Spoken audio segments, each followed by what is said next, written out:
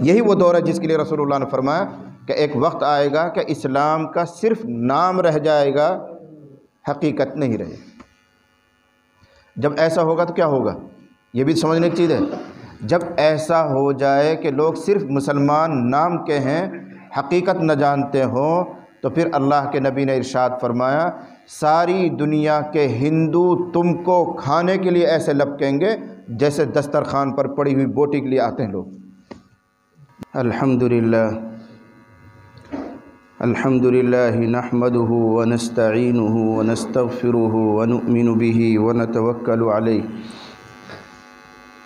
ونعوذ باللہ من شرور انفسنا ومن سیئات اعمالنا من يهده الله فلا مضل له ومن يضلله فلا هادي له ونشهد أن لا إله إلا الله وحده لا شريك له ونشهد أن سيدنا ونبينا ومولانا محمدا عبده ورسوله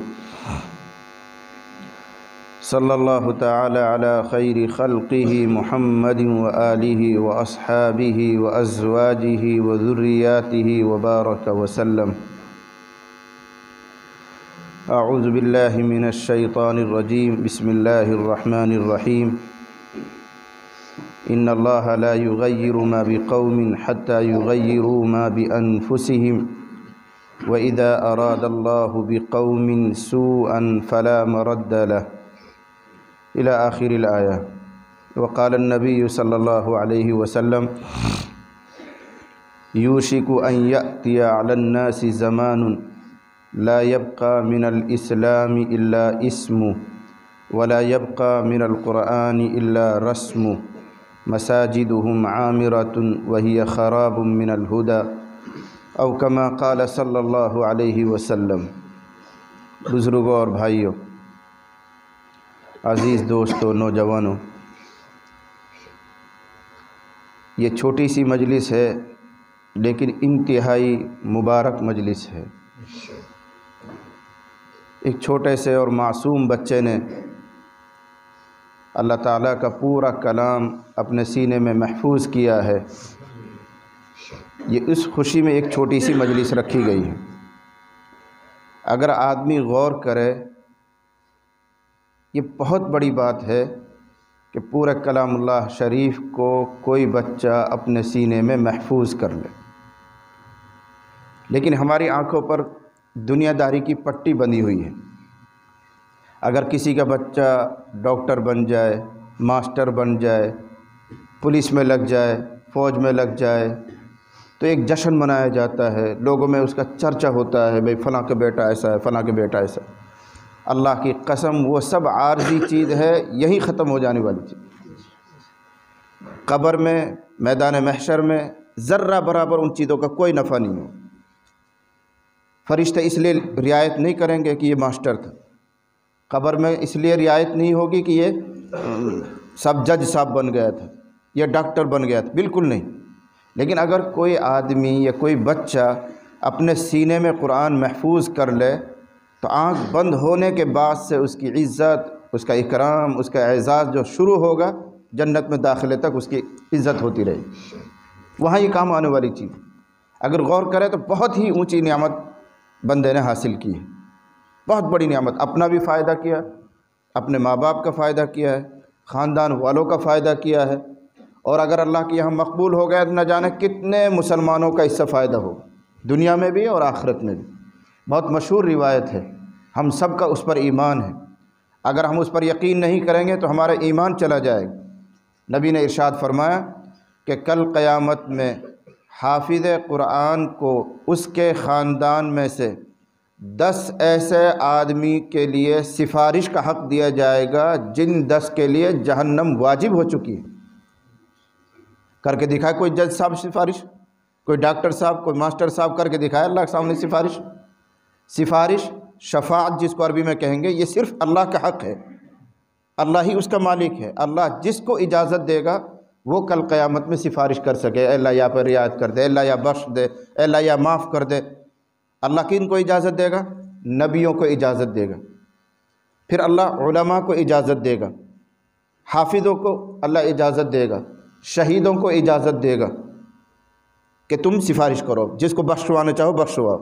تو حدیث شریف میں آیا ہوا ہے ایک حافظ قرآن کو کم از کم خاندان کے 10 ایسے لوگ جن کے لیے جہنم کا پٹا لکھا جا چکا، واجب کر دی گئی، ایسے 10 آدمیوں کے بارے میں سفارش کا حق دیا جائے گا۔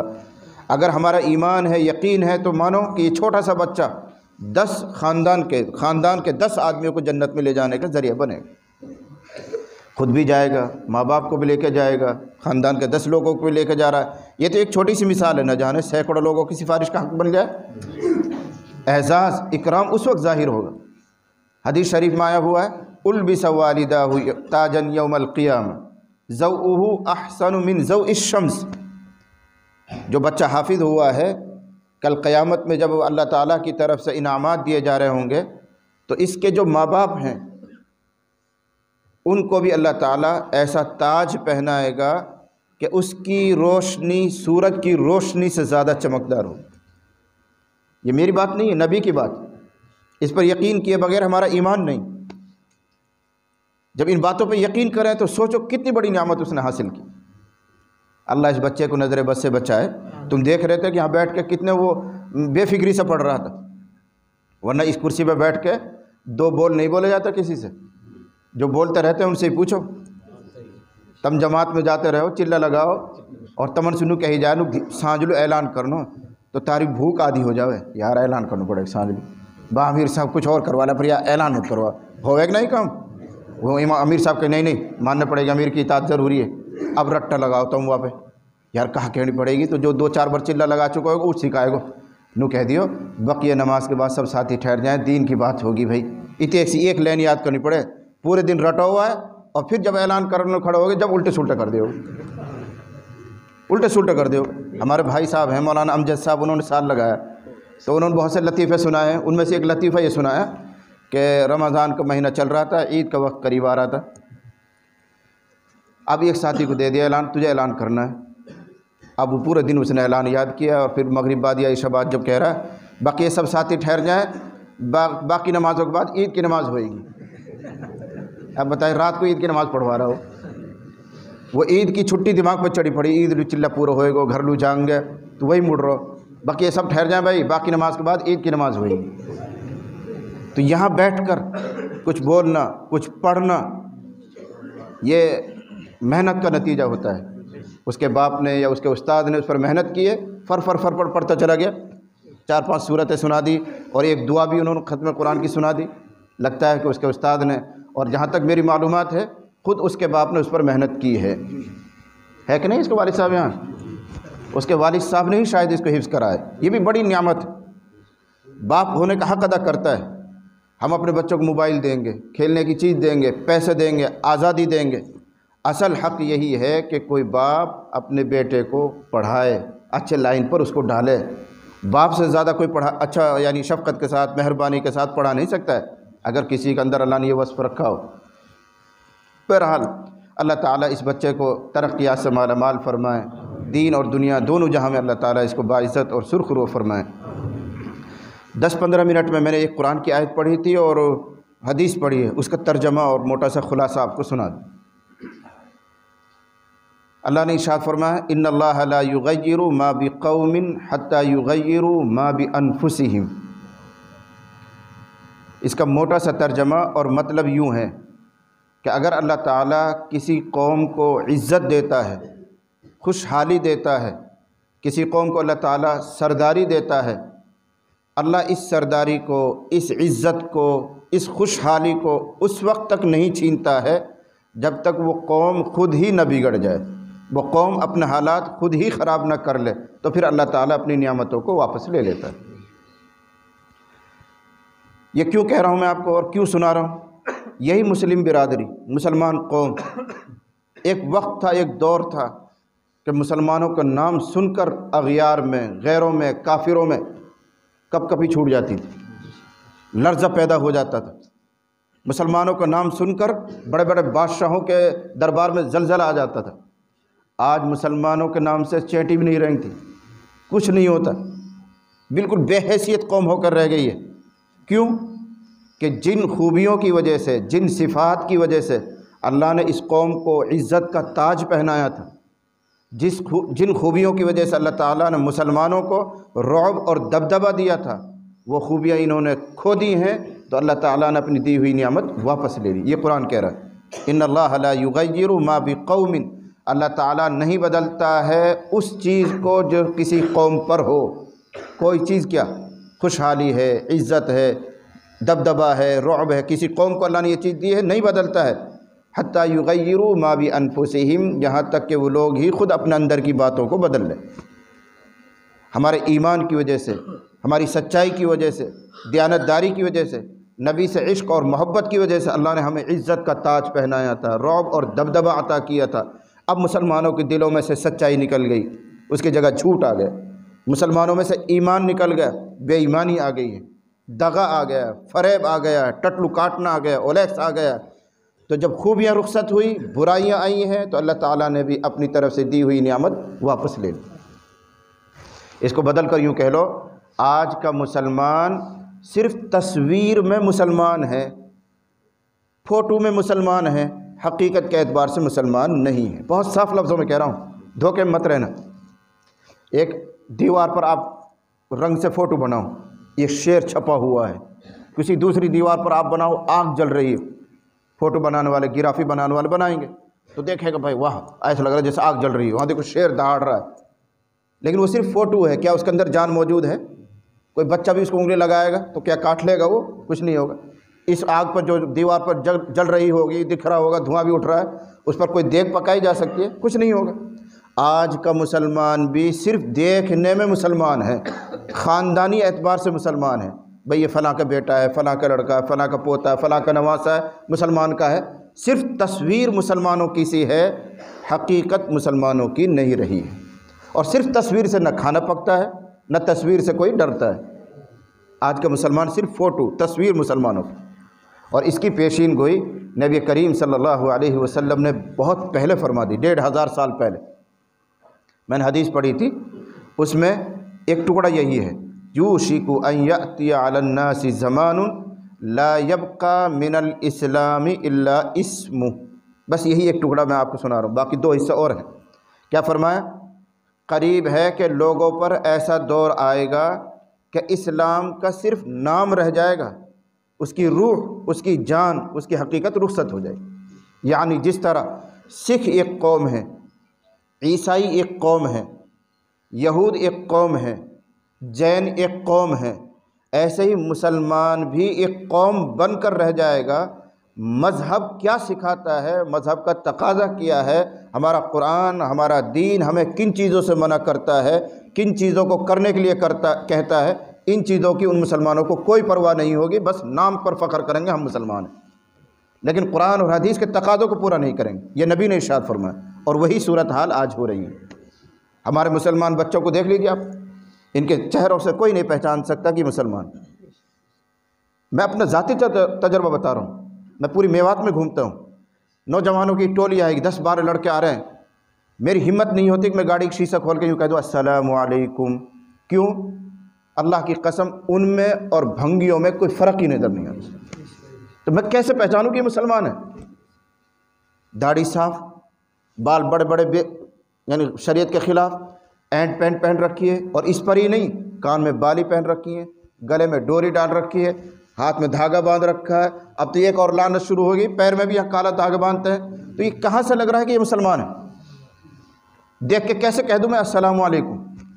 اگر کوئی کرتا پاجامے میں ہے، کرتا لنگی میں ہے، سر پر ٹوپی ہے، رومال ہے، تو دیکھتے سمجھ میں آئے کہ بھائی مسلمان ہے، تو شیشہ کھول کے کہنے کو جی چاہتا ہے السلام علیکم۔ ہمارا بھی فائدہ، اس کا بھی فائدہ، اس کو بھی سلامتی کی دعا مل گئی، ہمیں بھی نیکی مل گئی، لیکن اللہ کی قسم دیکھ کر یہ احساس نہیں ہوتا کہ مسلمان آ رہا ہے۔ یہ صورتحال ہے۔ اس کے لیے حضور نے 1500 سال پہلے فرمایا کہ آئے گا ایک دور، آئے گا کہ لوگ یوں کہیں گے مسلمان ہیں ہم ایمان والے ہیں، لیکن ایمان کی جان اور روح ان کے اندر سے نکل جائے گی۔ ان یأتی علی الناس زمان لا یبقى من الاسلام الا اسم، نام رہ جائے گا، بس فخر سے کہیں گے کہ بھائی مسلمان ہیں، ہم مسلمان ہیں۔ اب تو وہ فخر بھی چلا گیا، اب تو آدمی جو ہے ہمارے نوجوان اپنا آپ کو مسلمان بتاتے ہوئے بھی شرماتے ہیں، چھپانے کی کوشش کرتے ہیں۔ مسلمان کہنے سے ان کو غیرت آتی ہے، شرم آتی ہے، اگرچہ وہ دور بھی چلا گیا اب تو، لیکن ہے افسوس کا مقام۔ میں بہت صفائی سے کہا کرتا ہوں، سب جگہ کہا کرتا ہوں، دھیان سے سن لینا آپ لوگ بھی، کسی مسلمان کا بچہ اس وجہ سے کہ وہ مسلمان سے پیدا ہوا ہے آٹومیٹک مسلمان نہیں بن جاتا۔ عبداللہ کا بیٹا، عبد الرحمن کا بیٹا، میاں جی صاحب کے بیٹا، مولانا صاحب کا بیٹا، اس لیے کہ وہ مولانا کا خون ہے، مولانا کے نطفے سے پیدا ہوا آٹومیٹک وہ مسلمان ہو جائے؟ قطعاً ایسا نہیں ہوتا۔ ایسے ہی جیسے ڈاکٹر کا بچہ خود بخود ڈاکٹر نہیں بن جاتا، انجینئر کا بیٹا اس لیے انجینئر نہیں بن جاتا کہ وہ انجینئر کے خون سے پیدا ہوا ہے، سمجھ رہے ہیں مثال کو؟ بلکہ ڈاکٹر کے بچے کو بھی پڑھائی کرنی پڑے گی، پاس ہونا پڑے گا، ڈگریاں لینی پڑیں گی، پریکٹس کرنی پڑے گی، تب جا کے اس کو سرٹیفکیٹ ملے گا ڈاکٹر ہونے کا۔ بالکل اسی طرح میرا، آپ کا، کسی بھی مسلمان کا بچہ آٹومیٹک مسلمان نہیں، جب تک وہ ان عقیدوں کو اختیار نہ کرے جو مسلمانوں کے عقیدے ہوتے ہیں، جب تک ان فرضوں کو پورا نہ کرے جو قرآن اور حدیث نے ہمیں فرض بتائے ہیں۔ صرف خون کی وجہ سے کوئی مسلمان نہیں ہوتا، خون تو سب کا ایک جیسا، ہندوؤں کا بھی ایسے، ہمارا بھی ایسے، نسبت، نسب جس کو کہتے ہیں، اس کی وجہ سے کوئی مسلمان نہیں ہوتا۔ اگر یہ بات تھی تو حضرت نوح علیہ السلام کے بیٹے کا قصہ تم نے سنا ہوگا، جمعہ کے دن خطبوں میں، تقریروں میں لوگ کہتے رہتے ہیں، 12ویں پارے میں تفصیل آتی ہے۔ حضرت نوح علیہ السلام نے 950 سال کام کیا ہے، لوگوں کو سمجھایا، دعوت دی ہے، اسلام کی طرف بلایا ہے۔ 950 سال دعوت و تبلیغ کے باوجود صرف 80 آدمیوں نے ایمان قبول کیا۔ 950 بولنے میں آسان ہے، گنو تو صحیح، 1000 سال ہو رہے ہیں۔ 950 سال تک آدمی اللہ کی طرف بلائے، پکارے، چیخے، بلائے، پھر مار کھائے، بے ہوش ہو جائے۔ حضرت نوح علیہ السلام نے یہ سب دور دیکھا ہے، پھر صرف 80 آدمی مسلمان ہو، تنگ ہو گئے۔ اللہ نے کہہ دیا، اے نوح اب کوئی ایک نیا آدمی بھی مسلمان نہیں ہوگا، جو ہونے والے تھے ہو گئے، اب کوئی نیا مسلمان نہیں ہوگا۔ حضرت نوح نے کہا، اے اللہ جب بات ایسی ہے، لا تذر علی الارض من الکافرین دیارا، اب جب ان کے مقدر میں ہی نہیں ہے، ان کی قسمت ہی پھوٹ گئی ہے، ان کے مقدر میں دوزخ ہی لکھ گئی ہے، تو اے اللہ اب زمین پر سے ان ہندوؤں کا، ان کافروں کا صفایا کر۔ لم یلدوا الا فاجرا کفارا، یہ زندہ رہیں گے تو ان کے بچے بھی تو کافر ہی پیدا ہوں گے، کفر سے کفر ہی نکلے گا، کیا فائدہ ان کا زندہ رہنے سے؟ تو اللہ نے حکم دے دیا، چلو کشتی بناؤ، اب طوفان آئے گا، عذاب آئے گا، جو کشتی میں سوار ہو جائیں گے وہ بچ جائیں گے، جو نہیں سوار ہوں گے ان سب کو ہلاک کر دیا جائے گی۔ اللہ کا حکم آیا، اس وقت کی جو دنیا تھی۔ چنانچہ اللہ کے حکم کے مطابق نوح علیہ السلام نے کشتی بنائی۔ اب وہ تو الگ بات ہے کیسی کشتی بنی، کتنی درجے تھے، کیسا تھا، وہ سب تفصیل سنانے کی ضرورت نہیں۔ وقت آ گیا، کشتی بن کر تیار ہو گئی۔ نوح علیہ السلام، ان کے جو ایمانی بندے تھے، وہ مومن بھائی تھے جو، وہ سب سوار ہو گئے، جو کچھ اللہ کو حکم دینا تھا وہ بھی دیا کہ فلاں جوڑا سوار کرو، فلاں جانور سوار کرو، یہ کرو وہ کرو۔ کشتی میں سوار ہو گئے جن کو ہونا تھا۔ اب زمین سے پانی ابلنا شروع ہوا، آسمان سے برسنا شروع ہوا، سیلاب بڑھتا جا رہا، پانی کی سطح اونچی ہوتی جا رہی، کشتی بھی اٹھتی جا رہی ہے۔ اب لوگ اپنی جان بچانے کے لیے بھاگ رہے ہیں، کوئی مکان کی چھت پر چڑھ گیا، کوئی پیڑوں پہ چڑھ گیا، کوئی ٹیلے پہ چڑھ گیا، کوئی پہاڑوں پہ چڑھ گیا، بچا رہے ہیں اپنا آپ کو۔ جو ہندو ہیں، کافر ہیں، وہ دوڑ رہے ہیں۔ نوح علیہ السلام کی کشتی اونچی ہوتی جا رہی ہے، پانی پر تیر رہی ہے، لوگ اپنی جان بچانے کے لیے افراتفری میں بھاگ رہے ہیں۔ ان بھاگنے والوں میں حضرت نوح علیہ السلام کا بیٹا بھی ہے، وہ بھی بھاگ رہا ہے۔ ابا کی نگاہ پڑی، نوح علیہ السلام کی نظر پڑی تو کہنے لگے، یا بنی ارکب معنا ولا تکن مع الکافرین، میرے بیٹے، میرے لخت جگر، تو کہاں جا رہا ہے؟ آجا ہمارے ساتھ کشتی میں سوار ہو جا، آج اللہ کے عذاب سے کوئی نہیں بچے گا، آجا ہمارے ساتھ سوار ہو جا۔ نوح علیہ السلام اپنے بچے کو، اپنے بیٹے کو پکار رہے ہیں۔ بیٹے نے کہا، نہیں میں آپ کے ساتھ سوار نہیں ہوں گا، سآوی الی جبل یعصمنی من الماء، میں پہاڑ پر چڑھ جاؤں گا، پہاڑ مجھے بچا لے گا، چوٹی پر چلا جاؤں گا، وہاں کہاں تک پانی آئے گا۔ حضرت نے فرمایا، لا عاصم اليوم من امر اللہ الا من رحم، اللہ کے عذاب سے وہی بچ پائے گا جس پر اللہ رحم کرے گا۔ آج نہ پہاڑ بچائے گا، نہ درخت بچائے گا، نہ کوئی ٹیلا بچائے گا، تو جا کہاں رہا ہے؟ ہماری بات سن لے۔ قرآن کریم بیان کرتا ہے کہ باپ بیٹے کی ابھی یہ بات چلی رہی تھی، باپ ان کو پکار رہے ہیں، بیٹا ان کو جواب دے رہا ہے، آنے کے لیے تیار نہیں ہو رہا ہے۔ فحال بینہما الموج فکان من المغرقین، موج آئی، پانی کی ایک تھپیڑ آئی، بچے کو بہا کر لے گئے اور وہ غرق ہو کر مر گئے۔ یہ واقعہ قرآن نے ذکر کیا ہے 12ویں پارے میں، اور بھی لمبا قصہ ہے، مجھے صرف یہ سنانا ہے کہ اگر مسلمان کے خون سے کوئی آٹومیٹک مسلمان ہو جاتا ہے تو حضرت نوح علیہ السلام کا بیٹا مسلمان ہونا چاہیے۔ وہ صرف مسلمان نہیں تھے، وہ تو مسلمان بنانے والے تھے، پیغمبر تھے، اللہ کے نبی تھے، لیکن ان کے خون سے بچہ پیدا ہوا، لیکن اس کی فکر، اس کی سوچ، اس کا خیال، اس کا عقیدہ وہ نہیں تھا جو نوح علیہ السلام کا ہے، تو وہ بھی کافر ہے۔ ایسے میرا آپ کا بچہ، حضرت جی کا بیٹا، حضرت جی کا خون ہے، میرا خون ہے، آپ کا خون ہے، جب تک اس کی سوچ اسلامی سوچ نہ ہو، اس کا خیال، اس کا عقیدہ اسلامی عقیدہ نہ ہو، تو وہ بھی کافر ہی ہوتا ہے۔ یہ ہمارے جتنے نوجوان بچے ہیں، ہمارے بزرگوں کا، بڑے لوگوں کا، جن کی نگاہیں بہت تیز ہیں، جو دور تک دیکھ لیتے ہیں، وہ یہ خدشہ ظاہر کر رہے ہیں، وہ یہ خطرہ جتا رہے ہیں کہ اگلی پیڑھیوں میں میوات میں ارتداد آئے گا، اگلی نسل کے بچے مرتد ہونے والے ہیں۔ اور کسی حد تک ان کی بات صحیح لگتی ہے، برا مت ماننا، کسی حد تک ان کی بات صحیح لگتی ہے۔ یہ جتنے 18 سال کے 20 سال کے بچے ہیں، نہ یہ نماز میں آتے ہیں، نہ یہ اذان سنتے ہیں، ان کی ظاہری شکل و صورت بالکل ہندوانہ ہے۔ میں آپ کو اپنا ذاتی تجربہ بتاؤں، مدرسے میں رہتا ہوں میں، میل میں، تم لوگوں نے سن لیا ہوگا، 2 آدمی آئے، تقریباً ان کی 35 سال 30 سال کے درمیان عمر ہے، 2 آدمی اپنے بچے کے لیے، بھائی کے لیے سفارش کرنے آتے، مول صاحب کوئی بات نہ، غلطی ہو گئی اب رکھ لے، اب دوبارہ نہ کرے، آتے رہتے ہمارے یہاں تو ایسے۔ جب انہوں نے زیادہ اصرار کیا، میں نے کہا ٹھیک ہے، تمہارے بھائی کا بیٹا جو بھی تمہارا، اس کا ہم داخلہ کر لیں گے، دوبارہ رکھ لیں گے۔ میں نے ان کو چھیڑنے کے لیے کہا تم مسلمان ہو؟ مجھے کیا پتہ تم ان کے باپ ہو یا بھائی ہو، تم شکل سے، لباس سے، صورت سے تو مسلمان نہیں لگ رہے۔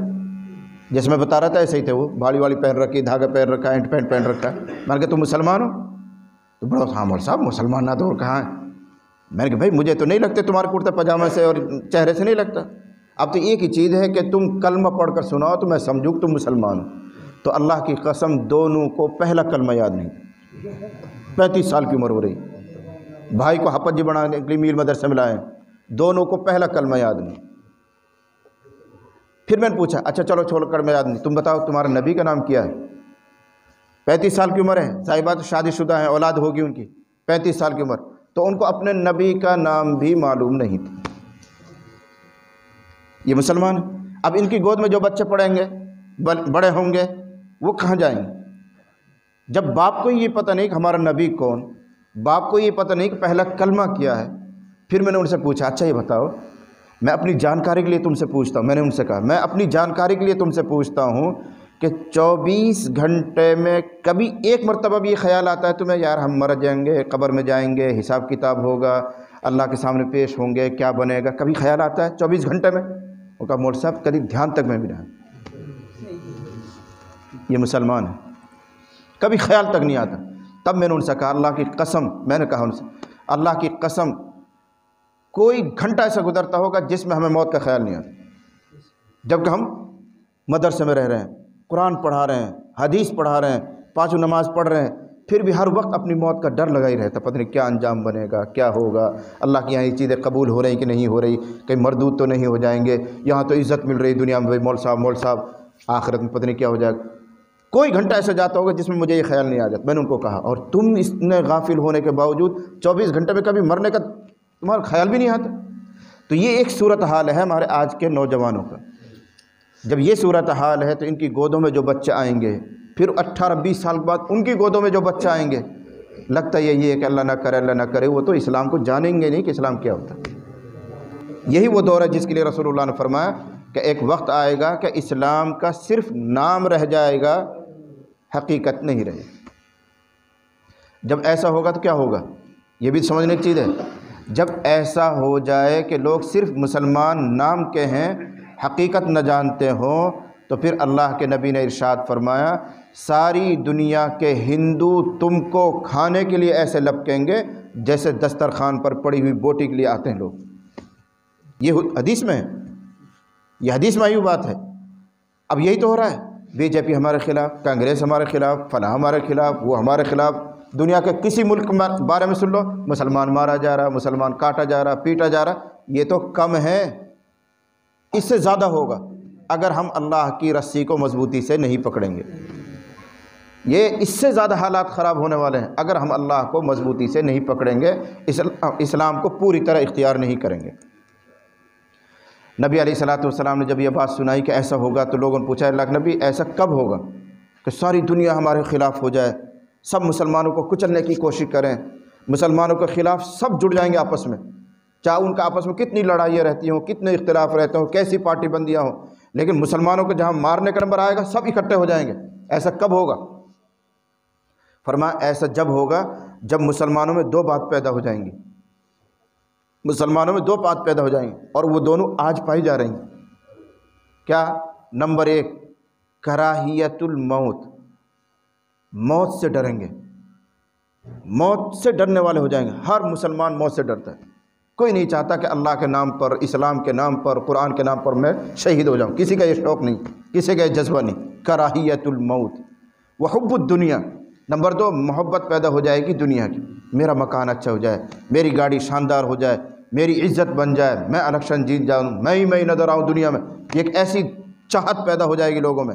جب لوگوں میں دنیا کی محبت اور موت کی نفرت پیدا ہو جائے تو سمجھ لینا مسلمان اپنے راستے سے ہٹ گیا ہے، اب ساری دنیا ان کو تر لقمہ سمجھ کر نگلنے کی کوشش کرے گی۔ آج وہی دور چل رہا ہے۔ ہم کسی کو دوست نہ دیں، ہم کسی کو بدنام نہ کریں، ہمیں خود اپنی اصلاح کی ضرورت ہے، ہمیں خود سچا مسلمان بننا ہے۔ قرآن کوئی جھوٹا ہے؟ قرآن یہ کہتا ہے انتم الاعلون ان کنتم مؤمنین، اگر تم سچے مومن بن جاؤ تو تم ہی باعزت ہو، تم ہی سربلند ہو، تمہیں کوئی نیچا نہیں دکھائے گا۔ شرط یہ ہے کہ تم مسلمان تو بنو، تم مومن تو بنو۔ اب اگر اللہ تعالیٰ نے ہمارے اوپر عزت کا جو تاج تھا وہ ہٹا دیا ہے اور ہمیں ذلیل کر دیا ہے، ہمیں رسوا کر دیا ہے، ہر جگہ ہم پٹ رہے ہیں، تو یہ ہمارا اپنا ذاتی قصور ہے کہ جیسا ہم کو ہونا چاہیے تھا ویسا ہم نہیں ہیں۔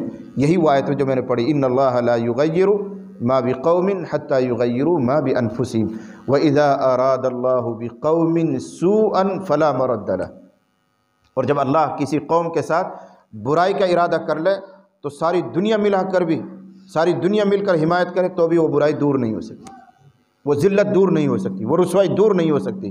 سب مل کر تمہارے ساتھ ہمدردی کرے تب بھی ذلیل ہی رہو گے جب تک اللہ سے رشتہ مضبوط نہیں کرو۔ اس لیے فکر کرو اپنی بھی، اور اپنوں سے اپنی ذات سے زیادہ فکر کرو اپنے بچوں کی۔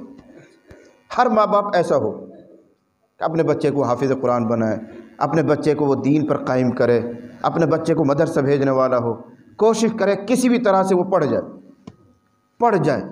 اسکول پڑھاؤ ہم منع نہیں کرتے، کالج پڑھاؤ ہم منع نہیں کرتے، لیکن ہم یہ کہتے ہیں کہ اس سے پہلے ان کو مسلمان بناؤ، خوب ڈاکٹر بناؤ، انجینئر بناؤ، بڑی بڑی ڈگریاں دلواؤ آپ، ہمیں کوئی اعتراض نہیں ہے، کوئی مولوی آپ کو منع نہیں کرے گا۔ ہماری کوشش، ہمارا کہنا سننا صرف اتنا ہے کہ شروع کے بچپن کے 3 4 5 سال ان کو مکتب میں ضرور پڑھاؤ، اس کے بعد تم دنیا میں خوب اڑاؤ ان کو، کوئی حرج کی بات نہیں۔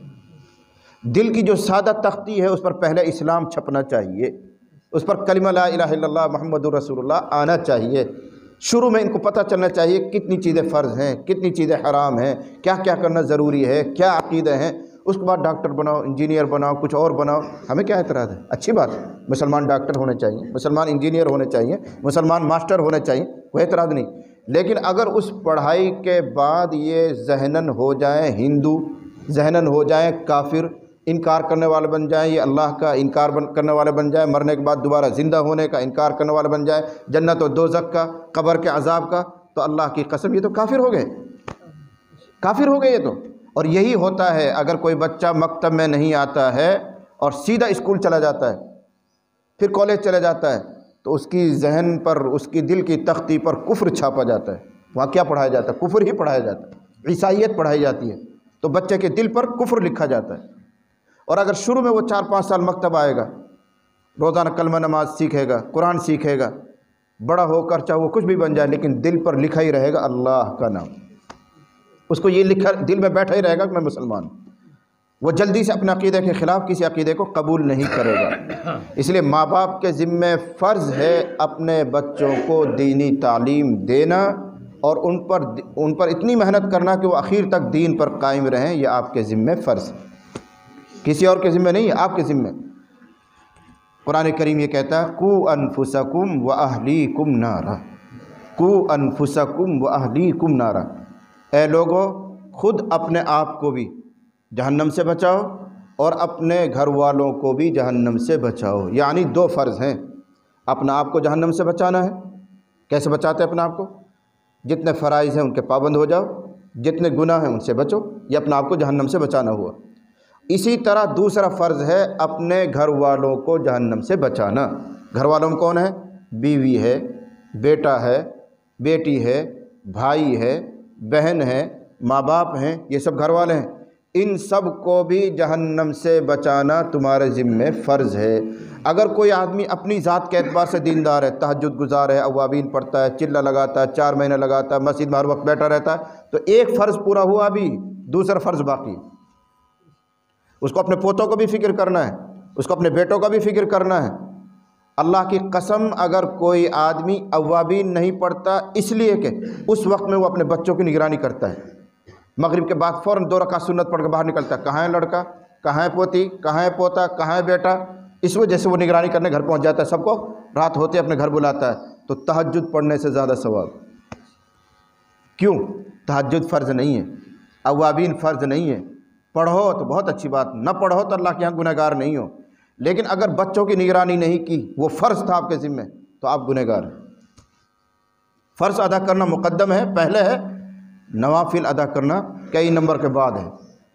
آپ گھر کی طرف سے مطمئن ہیں بالکل میرے بچے اچھے ہیں، مغرب کے بعد وہ کہیں نہیں جاتے، نہ ٹی وی پہ بیٹھتے ہیں، نہ موبائل پہ جاتے ہیں، نہ کہیں پنچایت میں بیٹھتے ہیں، وہ مغرب ہوتے ہی گھر میں آ جاتے ہیں، اپنی ماں کے پاس رہتے ہیں۔ آپ خوب اوابین پڑھو، 6 کے بجائے 20 رکعت پڑھو، کون روکتا ہے آپ کو؟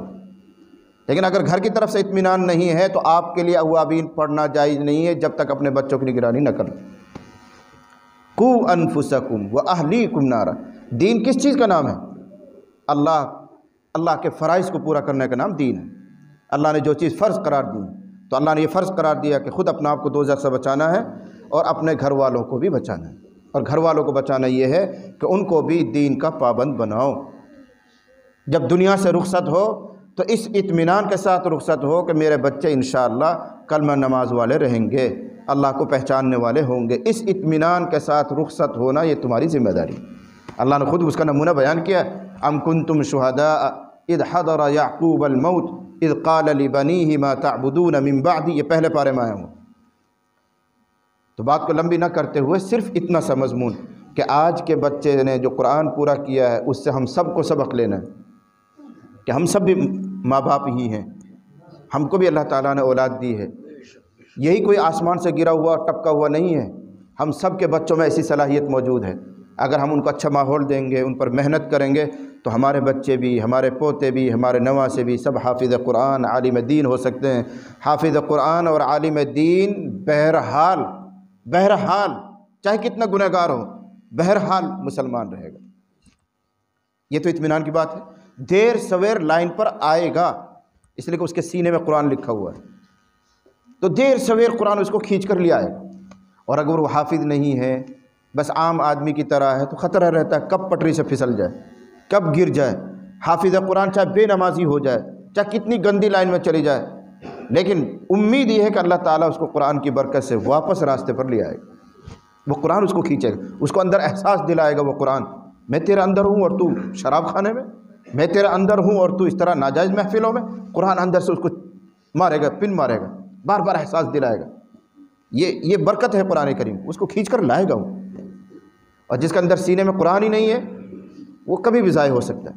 تبھی تو حدیث میں آیا ہوا ہے، اس مومن کی مثال جس کے سینے میں قرآن نہ ہو ویران گھر کی سی ہے۔ یہ حدیث میں، اس مومن کی مثال جس کے سینے میں قرآن نہ ہو ویران گھر کی سی ہے۔ اور ویران گھر میں جناتوں کا اثر ہو جاتا ہے، جنات قبضہ کر لیتا ہے۔ ایسے ہی جس سینے میں قرآن نہ ہو شیطان اس پر قبضہ کر لیتا ہے۔ اور جس میں قرآن بھرا ہوا ہے آخر کار وہ آئے گا، لائن پر آئے گا۔ اور پھر آخری بات تو وہ ہے ہی جو میں سناتا رہتا ہوں کہ اگر کسی حافظ قرآن اللہ نہ کرے کہ وہ اسی طرح بے عملی کے ساتھ، بے نمازی کے ہونے کی حالت میں، گندے کاموں کے ساتھ ہی خدا نہ خواستہ دنیا سے چلا بھی گیا، توبہ کی توفیق نہیں ہوئی، لائن پر نہیں آیا، اور اللہ نے غصے میں آ کر اس کو پکڑ کر جہنم میں ڈال بھی دیا، مردود، تجھے میں نے قرآن دیا تھا اور تو قرآن سے دور رہتا تھا، پڑھتا نہیں تھا، عمل نہیں کرتا تھا، غصے میں آ کر اللہ نے اس کو جہنم میں ڈال بھی دیا۔ تو ہمارے نبی نے سنا اللہ کی قسم جہنم کی آگ اس کو نہیں جلا پائے گی۔ اس سے بڑی برکت کیا چاہیے؟ کسی حافظ قرآن کو غصے میں آ کر اللہ ڈال بھی دے تو جہنم کی آگ اس کو نہیں جلائے گی۔ لو جعل القرآن فی اہاب ثم القی فی النار ما احترق، یہ حدیث موجود ہے۔ اور نبی کی حدیثوں پر یقین کر کے ان کو مان لینا، اللہ اپنے نبی کی بات کا لاج رکھے گا۔ میرے نبی نے یہ وعدہ دیا تھا، میرے نبی نے یہ زبان دی تھی، تو اللہ نہیں جلائے گا۔